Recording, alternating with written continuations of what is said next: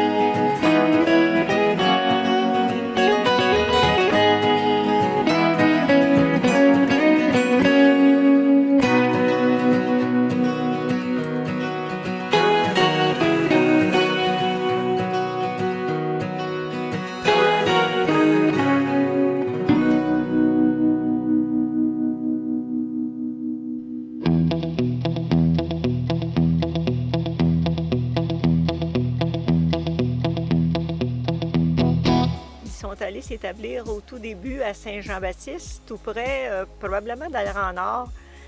Et ils ont acheté une belle maison ancestrale au 805 Nord-Ouest. Et la famille était composée de 4 garçons, plusieurs filles. Évidemment, ils étaient ici pour l'agriculture. 2 de leurs fils se sont installés successivement 2 maisons, 3 maisons plus loin. Au départ, en 1974, c'était une ferme laitière d'une bonne grandeur. L'entreprise a dû être modifiée suite à un incendie. Nous avons, depuis ce moment, opté pour la grande culture. Progressivement, dans ce secteur-là, pour la rentabilité, nous avons acquis plusieurs terres longeant le nord-ouest, ainsi que dans les municipalités avoisinantes. Ça nous permet d'avoir une diversification pour l'agriculture, puis pour la rentabilité de la ferme. Le plus âgé s'est établi au 1385. Il a eu 4 garçons. Les 2 autres de la famille Pigeon ont abandonné l'agriculture et avec le changement qui s'est effectué, bien, Fernand seulement a gardé la terre. Il l'a transmis à Gilles Pigeon. Moi-même, j'ai rejoint Gilles en 1975, il y a déjà 44 ans. Et voilà à peu près ici la situation présente. Nous avons en ce moment transformé l'entreprise et celui qui dirige en ce moment, c'est mon fils Mathieu. Il supervise la ferme sur le plan des semences, des récoltes, de la vente des grains. Bon, les pigeons se sont installés dans la région de Sainte-Marie-Madeleine à la fin des années 1800. Mon grand-père, Fernand, lui, a exploité jusqu'en 1974, jusqu'à temps que mon père reprenne la ferme. Moi, je suis la 4e génération de pigeons. J'exploite la ferme depuis longue date, mais nous avons officiellement passé le flambeau en 2014. Et puis, j'ai la chance d'avoir 2 enfants qui possiblement reprendront la ferme plus tard.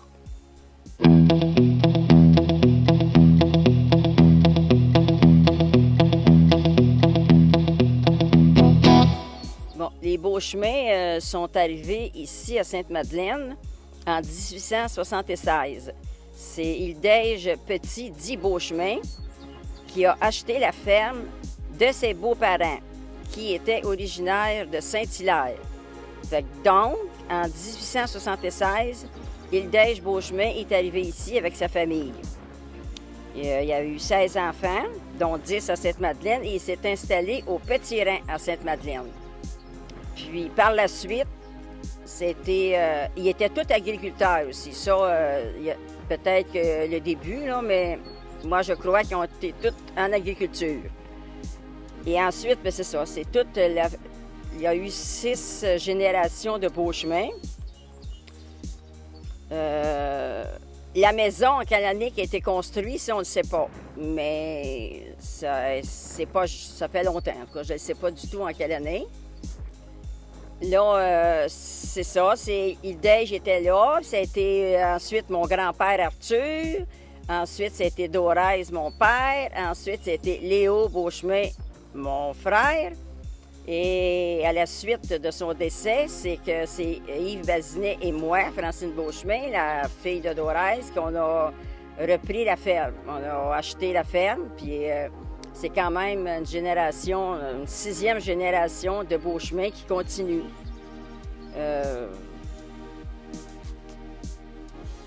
C'est parce qu'on aurait beaucoup aimé aussi, peut-être que son fils, Aléo, continue, mais ça s'est pas passé comme ça. Fait que c'est la raison pour laquelle on l'a repris, parce que je voulais que ça reste quand même dans la famille. Puis Puis, c'est ça. Ça continue quand même. C'est la grande culture et les animaux ont été vendus. Puis, on continue de cultiver le maïs et le soya sur la ferme qui a débuté en 1876. Bien, ce qui est arrivé de grave, c'est l'accident mortel de mon frère Léo en 1991, qui nous a mis à l'envers beaucoup, parce qu'on a dû continuer à garder tous les animaux. C'est mon mari qui a pris la responsabilité. Moi, j'ai continué à faire la comptabilité de l'entreprise et tout. Puis, par la suite, on faisait ça, mais ensuite, c'était nous qui on a passé au feu. En 2008, on a passé au feu ici toute la ferme. Fait que c'est à ce moment-là qu'on a vendu tous les animaux de la ferme au petit rang. Mais on a, nous autres, continué à cultiver et ensuite, on a acheté la ferme. C'était ça, les deux malchances qu'on a eues. Mais finalement, ça s'est bien terminé parce que là, tout est cultivé puis tout est en place. Ça sera pas les fermes, ça va continuer, mais ça va être mon fils, probablement François Bazinet, qui va prendre ça, là, qu'on va lui vendre, lui donner, en tout cas, peu importe, là, à notre décès, c'est ça. Parce que, mais ça portera peut-être plus le nom de Beauchemin, mais quand même, ça va être une descendance aussi, là, tu sais, c'est ça. Ça va toujours rester, parce que moi, mon conjoint, là, jamais qu'il va vendre une terre. Fait qu'il faut que ça reste dans la famille. Fait que ça, c'est très important pour lui. Fait que c'est pour ça que je crois que ça va toujours rester. Il va toujours avoir du Beauchemin dans cette lignée-là. Bien, j'adore Sainte-Madeleine. Ça fait 73 ans que je suis ici. J'ai toujours aimé ça. Toutes les montagnes. On regarde, on a 3 montagnes autour de nous. Tu sais, la vue est très belle, les terres sont blanches, c'est tout uni, parce qu'on voit des amis, nous, c'est seulement de la roche, on a des amis à Rimouski, à l'île verte, c'est de la roche, on va dire comme ils disent, des vallons. Mais ici, à Sainte-Madeleine, c'est les plus belles terres, la vallée du Richelieu, moi, c'est ça que j'aime, là, tu sais, puis on est proche de tout. On est proche de tout, de Montréal, Saint-Hyacinthe, ça, là, pour moi, là, en tout cas, je trouve ça très important. Oui. J'espère demeurer très longtemps encore ici, si ma santé le permet. Ça, je ne parle pas de déménager, je veux toujours rester ici. Je trouve que c'est trop beau pour s'en aller, ça ne pourra pas être mieux ailleurs.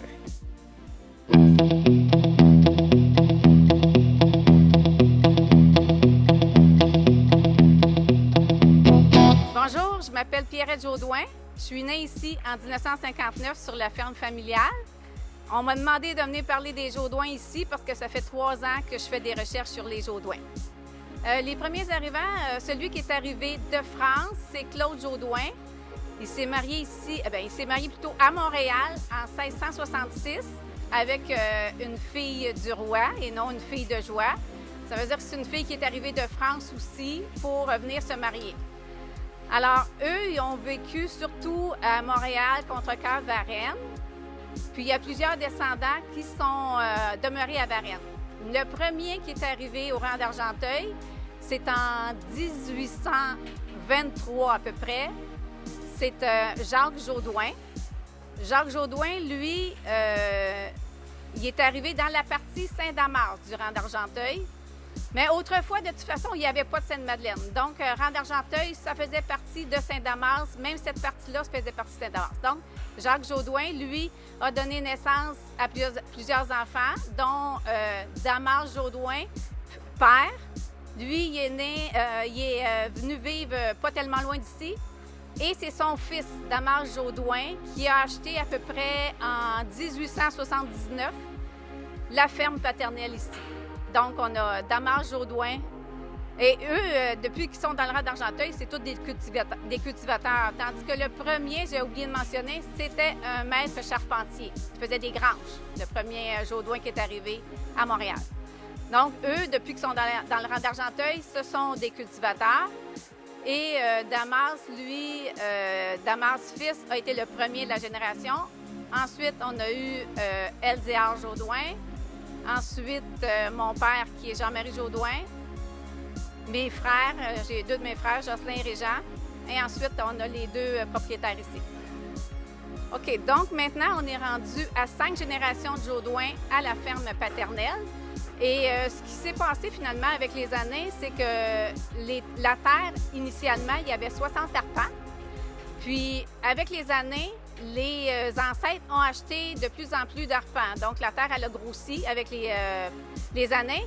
Mais depuis 100 ans, à peu près, on est toujours à peu près à 180 arpents pour la ferme Jean-Marie Jodoin et fils. Bon, là, je me pose la question, comment ça se fait qu'avant, il n'y avait presque pas d'animaux, puis il y avait autant de terre, puis aujourd'hui, il y a, vous voyez le nombre d'animaux, et là, on a encore le même nombre d'arpents. C'est que c'est certain que présentement, ils sont obligés d'acheter plus de nourriture pour les animaux, entre autres le foin, parce que justement, il n'y a pas suffisamment de terre pour cultiver toute la nourriture pour les animaux. Puis aussi, anciennement, quand il y avait beaucoup d'arpents, du temps de mon grand-père, ils ont acheté une presse à foin. Et mon grand-père avait eu 9 garçons. Alors eux, ils faisaient beaucoup les foins. Puis ils vendaient du foin aux États-Unis. Puis je pense qu'ils s'engageaient aussi pour faire du foin chez des cultivateurs de Sainte-Madeleine. L'autre chose qui est arrivée aussi avec les années, c'est qu'ils ont grossi l'étable. Il y a une étable qui a passé au feu avec les animaux à l'intérieur. Ça, si je me rappelle bien, c'est en 1982, à peu près. 81, pardon. Ouais, 82, c'est le décès de papa. OK. Ça fait que là, en 81, tout a été perdu, l'étable, les animaux. Là, je ne sais même pas s'il restait des vaches plus tard. Il restait 11 tares. Alors, il a fallu recommencer à zéro. Mais c'est certain que là, il y a eu de l'aide beaucoup du voisinage. L'entraide est vraiment particulière là, quand on reste dans un rang comme ça, tout le monde s'entraide.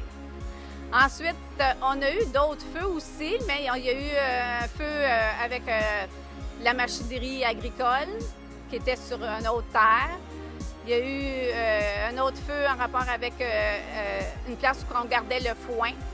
Mais ça, au moins, il n'y a pas personne qui est décédé dans le feu, donc ça, c'était primordial. Qu'est-ce qu'on a eu aussi comme changement? Ah, il y a aussi, là, on est rendu avec une grosse étable. Là, ça, c'est la nouvelle génération, la dernière génération qui s'est équipée de cette grosse étable-là. Et moi, c'est certain que quand on parle de l'étable, l'étable, pour moi, c'est la vieille étable. Là, donc, je suis rendue dans les ancêtres quasiment. J'ai de la misère à suivre. Ensuite de ça, avez-vous d'autres choses à ajouter, messieurs? C'est toute beauté de voir l'évolution. Ils agrandissent, puis ça suit le rythme de la vie. Ils sont capables de s'ajuster selon les besoins d'aujourd'hui. Fait que c'est là qu'on voit que la beauté de l'avenir des futures générations. Avec la famille Jodoin, il y a eu aussi des gens qui se sont impliqués dans la municipalité. Entre autres, mon grand-père Elzéar Jodoin a été maire de la campagne de 1938 à 1949. Je ne sais pas s'il a arrêté en 1949 parce que mon père prenait la terre et lui s'en allait vivre au village parce que mon père a pris la terre en 1950. Ça, je n'ai pas la réponse. Puis l'autre chose aussi, c'est que j'ai deux générations que quand ils vendaient à leurs fils, les pères, bien, les aïeuls s'en allaient vivre au village de Sainte-Madeleine. C'est arrivé avec deux de mes aïeuls, soit Elzéar, puis Damas Jodoin fils. L'autre chose, en rapport avec mon grand-père qui a été maire, il y a aussi mon père qui a été conseiller à Sainte-Marie-Madeleine pour quelques années. Je n'ai pas noté les années à laquelle il a participé au conseil, par exemple. Mais c'est tous des gens qui aiment aider. C'est vraiment une famille. Quand je regarde toutes les générations des Jodoins qui ont vécu dans le rang d'Argenteuil, il y en a plusieurs qui ont été maires, surtout dans la partie Saint-Damas. Ils étaient maires de père en fils. Puis il y a même je ne sais pas comment est-ce qu'il y en a en tout de Jaudoin, mais il y a vraiment beaucoup de Jaudoin, même dans les terres de Rang d'Argenteuil, à un moment donné, dans les années 20, sur les 100 terres qu'il y avait de numérotées à ce moment-là, il y en avait une vingtaine qui appartenaient à des Jaudoins. Fait que ça a été vraiment là, une famille qui s'est établie à Rang d'Argenteuil puis qui a vécu beaucoup au Rang d'Argenteuil. Puis là, on va espérer que ça dure plusieurs années. Alors, je voudrais aussi profiter de l'occasion pour rendre hommage à nos ancêtres Jaudoins du Rang d'Argenteuil. On est vraiment impressionnés par tout le travail que vous avez accompli pour rendre vos terres et nos terres cultivables depuis presque 200 ans. Grâce à vous, on porte fièrement le nom de Jaudoin. Merci à vous tous.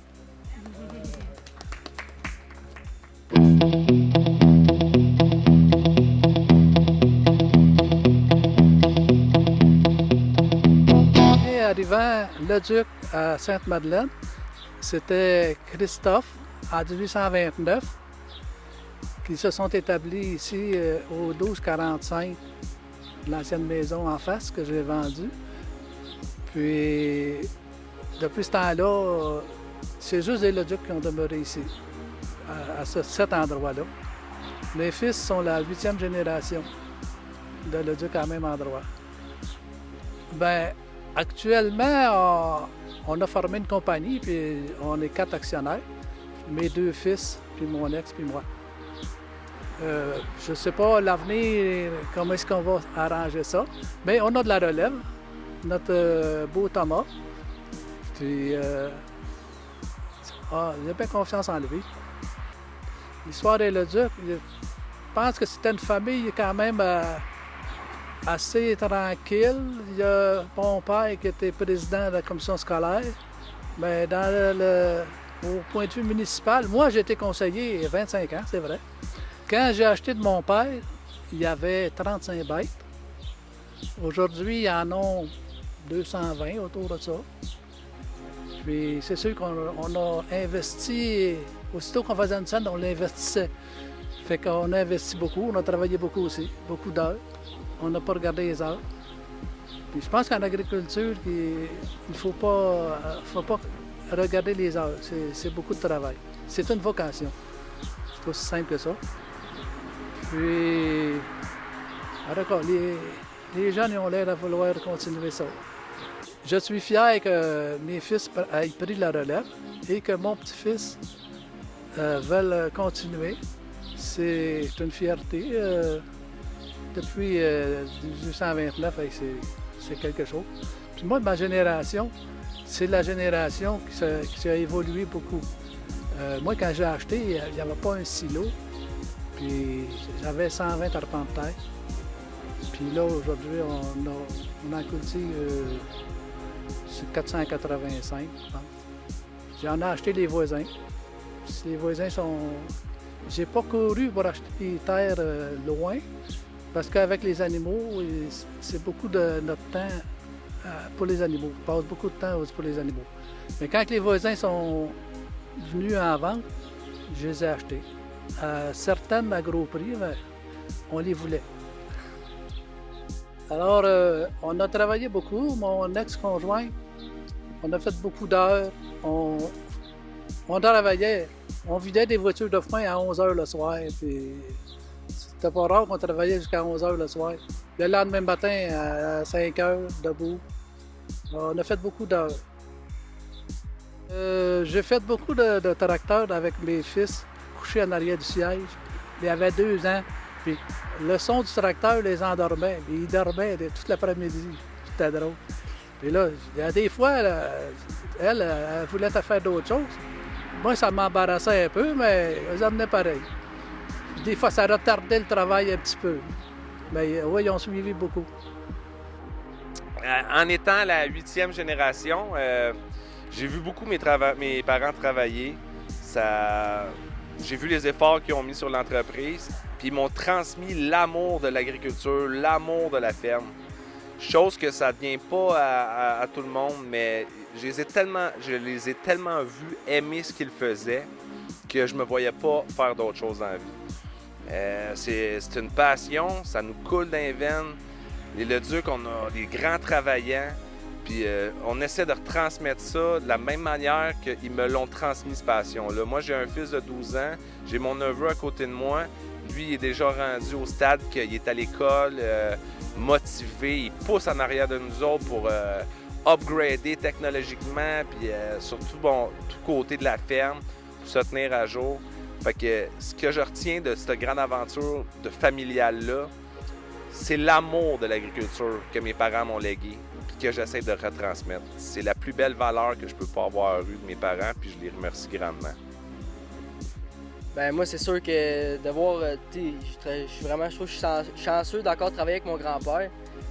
Il est là, tout l'été, il est là avec nous, à nous aider, puis c'est vraiment une main-d'œuvre qu'on pourrait pas se passer, là, puis il est rempli de connaissances. Fait que moi, je trouve que je suis vraiment chanceux de travailler avec lui. Puis je me verrais pas sortir le matin puis pas le voir à l'étable, là, ça serait vraiment. Il a toujours été là, fait que je me verrais pas travailler sans lui. Puis je suis content aussi que mon père et mon oncle aient repris ça. Comme ça m'a donné la chance à moi aussi de connaître ça puis de tomber en amour avec ça. Là. C'est vraiment ça. Moi, je me vois encore vivre ici le restant de ma vie puis continuer à grandir la ferme. Puis pousser sur tous les aspects vraiment de la ferme, là, que ce soit grande culture ou dans l'étable. Le bien-être des animaux puis avoir des champs le plus pointu possible, avoir le rendement, les meilleurs rendements et tout.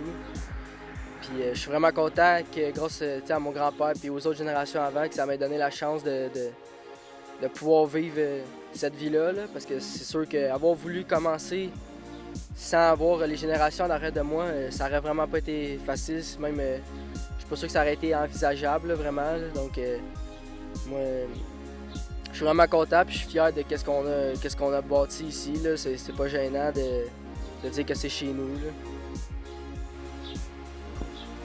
Peux-tu rajouter quelque chose? Ben oui, le mot de la fin! Ben, je veux dire que c'est très plaisant de travailler avec mon petit-fils, Thomas. Merci. Merci.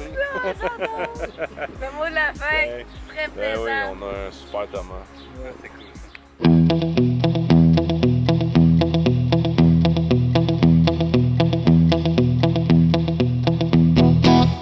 Bon, le premier Palardy qui est arrivé à Sainte-Madeleine, c'était Jérémy Palardy, son épouse Eugénie Laferrière. Ils sont arrivés ici, sur la propriété ici, que Jean-Paul Palardy, qui est à ma gauche, qui a la ferme aujourd'hui, de génération en génération. Bon, le premier Palardy qui est arrivé à Sainte-Madeleine, c'est Jérémy. Il est arrivé ici en 1899. Aujourd'hui, c'est Jean-Paul Palardy, le petit-fils à Jérémy, qui a la ferme, que son père a eu avant. Puis la famille, je ne sais pas comment il y avait d'enfants, mais mon grand-père, il avait la terre juste à côté, que mon frère a aujourd'hui. C'est son fils qui a aujourd'hui aussi. Fait que c'est un peu ça, c'est la manière qui est arrivé ici à Sainte-Madeleine. Bien, bon, Jérémy, lui, était aux États-Unis, au Massachusetts. Il a travaillé là sur une ferme laitière qui vendait le lait dans la ville. Dans le temps, il vendait ça, le fermier vendait directement. Puis il faisait du maraîcher aussi. C'est pour ça qu'on retrouve ici un coin de maraîcher, parce que Cyril avait fait du maraîcher là-bas, puis il a ramené un petit peu le principe ici. Mon père a acheté la terre en face de son père, à l'Alphonse, ici, la terre voisine d'ici. Puis mon père a tout fait du maraîcher.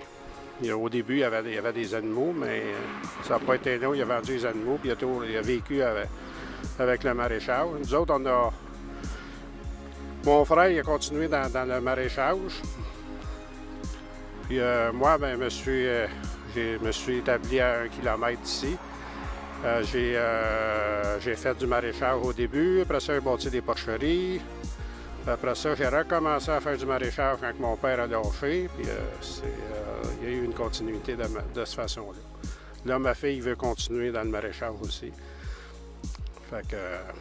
Puis Jean-Paul, mais son évolution, lui, il a fait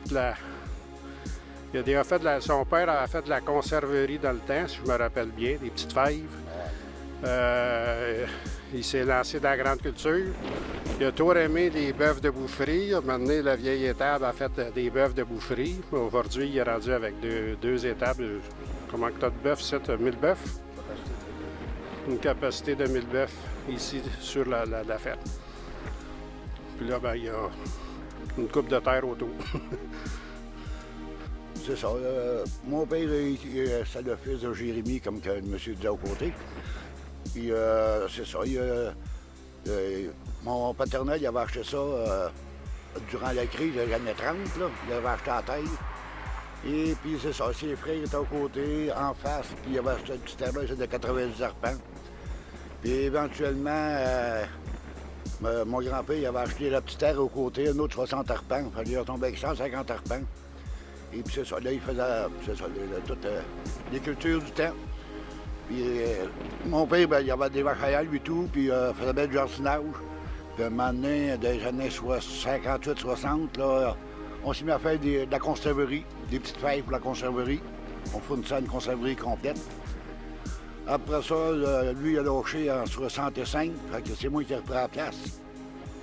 Petite fèves, c'était pas trop payant, parce que c'était pas les gros choses. Fait que j'ai parti dans la culture du maïs. Fait que j'ai tout rempli mes terres de maïs grec. Fait qu'on tout est du temps. Fait qu'on a mis ça en cribe. Dans ce temps-là, il a placé des connes cribes. J'ai fait ça un grand cribe de 400 pieds de long, puis tout le kit au complet. Fait que j'ai fait ça non ordonné, puis maintenant, ça tombe à cours ordinaire, puis là, ben, du bœuf, ça va dire, tout à m'intéresser un peu. Fait que maintenant, j'en ai fait un carreau de maïs pour vendre, un carreau pour faire manger. Et puis, à ce temps-là, ça va rapporter leur double du maïs grain. Fait que j'avais compris le principe. Fait que là, j'ai passé en bœuf en 1979. Et puis, ça a été bien bon. Au bout de 3 ans, il manquait 100 000 de marge de crédit, mais j'avais plus de bœufs. Fait que ça allait moyennement bien. Fait qu'on a fait des petites études, là, je pense que j'en avais passé. Fait qu'on a rebâti pour agrandir à 82 pour 500 têtes. Après ça, j'ai rebâti pour un autre 500 têtes. Là, ça a réglé le problème. Moi, la génération qui va me suivre, là, ça va être en partie mon fils qui sera supposé. J'ai son fils qui a l'air intéressé à ça, lui, tout un peu. Fait que, on verra que l'avenir va nous réserver. De nos jours, avec les jeunes, on ne sait jamais qu'est-ce que c'est l'idée. Moi, je pense, je sais pas, j'ai été chanceux ou malchanceux. J'ai pas eu la vocation bien jeune de ça. Puis à 10-12 ans, je savais ce que je voulais faire dans la vie. Mais eux autres, des fois, on dirait qu'ils sont pas sûrs, ils sont rendus à 20 ans, 30 ans. C'est l'évolution de la vie, c'est normal. Ouais, Sainte-Madeleine, ça a toujours été ma place. Comme moi, que j'étais un peu comme Jean-Paul. J'ai pas. Comme mon frère, il a acheté une maison en ville, mais moi, j'ai pas l'idée de m'en aller en ville pour l'instant. J'ai l'idée de rester chez nous. Là, ma terre, c'est une de mes filles qui a rachète. Là. Puis, je vais louer la maison à eux autres, puis je vais rester à Coronescos à Sainte-Madeleine. Ah, à Sainte-Madeleine, c'est ma place natale.